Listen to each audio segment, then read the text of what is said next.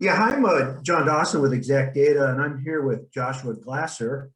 And we're going to spend a minute and talk about a topic that we get asked a lot, and that's why can we generate synthetic data like no one else can?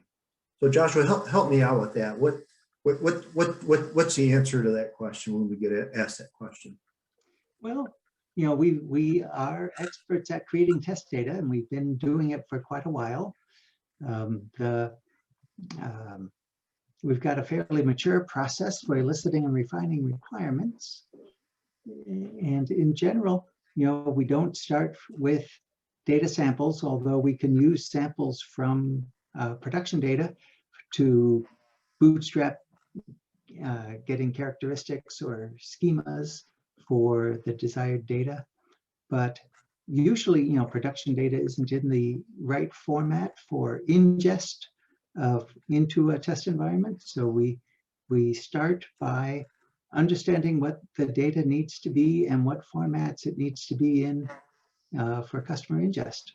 And then we approach it through first principles. So where the domain is something that we've created data sets before, we might have a mature model that we can leverage. But in general, we'll sit down with the customers to figure out what they need and how they'll need to have it in order to bring it into their environments and use it. So in general, we don't do a generic test set, but rather there's some specific problem that the customer has or need that the customer has and wants test data focused for. And that's where our tools are best leveraged because we can both model the characteristics of the data, but also the